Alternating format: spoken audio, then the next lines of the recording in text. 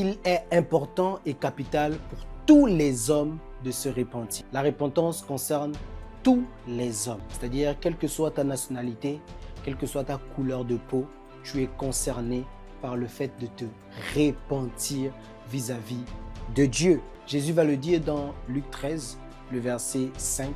Il va dire aux disciples, il va dire à tous qui le suivaient, si vous ne vous repentez pas, vous périrez tous. C'est-à-dire que Jésus met la condition du salut, la condition de la réconciliation avec Dieu, en commençant par la repentance. C'est-à-dire que le point de départ de tout ce qui concerne Dieu et les hommes, c'est la repentance. Car en fait, Dieu, il a envoyé son Fils comme sauveur. Et quand il envoie le sauveur, il envoie la lumière.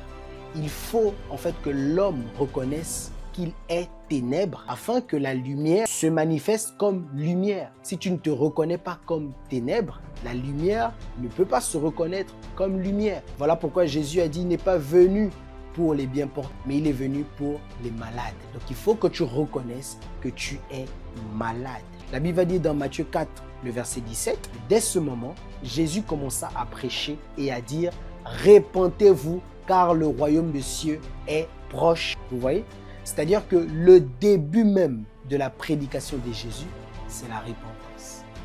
Pourquoi? Parce que le royaume de Dieu est proche. C'est-à-dire que quand Dieu arrive vers les hommes, quand Dieu vient se présenter aux hommes, l'homme prépare le terrain à Dieu, l'homme aplanit les sentiers de Dieu, c'est-à-dire que pour que l'évangile de Dieu soit propice à l'homme, il faut que l'homme reconnaisse son état de péché. Il faut que l'homme se répande de son état. Vous voyez un peu?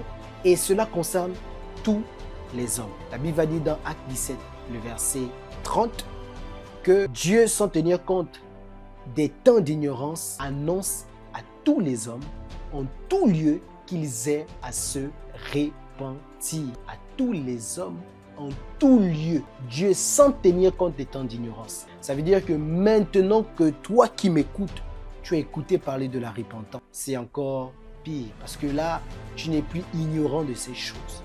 Et Dieu, sans tenir compte des temps d'ignorance, attend de toi que tu te répandes de ton état, que tu reconnaisses qu'il est lumière et que toi, tu es ténèbres. Tu vois, c'est très important que tu le comprennes. Pierre va dire, par exemple, dans 2 Pierre 3, le verset 9, que Dieu ne tarde pas dans l'accomplissement de ses promesses, comme beaucoup le pensent, comme beaucoup le disent. C'est-à-dire qu'ils se demandent, mais pourquoi Dieu ne revient pas? Pourquoi Jésus ne revient pas chercher ceux qu'il aime, ceux qu'il crie à lui, ceux qui sont avec lui? C'est-à-dire ses disciples. Et Pierre va nous dire que Dieu ne tarde pas dans l'accomplissement de ses promesses.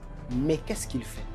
Il use de patience. Pourquoi? Parce qu'il veut que tous parviennent à la repentance. Il dit, il use de patience parce qu'il ne veut qu'aucun périsse, mais que tous parviennent à la repentance. C'est-à-dire que ce que Jésus a dit dans Luc 13, le verset 5, que vous périrez, tous ceux qui ne se répandent pas vont périr. C'est-à-dire que Dieu aujourd'hui ne veut pas justement que les gens périssent. Il ne veut pas que l'homme périsse. Parce que la Bible dit qu'il ne prend pas, et ça ne lui fait pas du bien de voir le méchant mourir dans ses péchés. Ça ne fait pas du bien à Dieu de voir qu'un homme meurt dans ses péchés.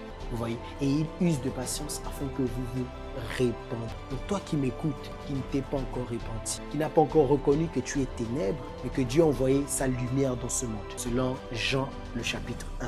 La lumière est venue dans ce monde et les hommes ont rejeté la lumière. Toi, ne rejette pas la lumière parce que la lumière est venue. C'est Jésus-Christ. Que Dieu te bénisse.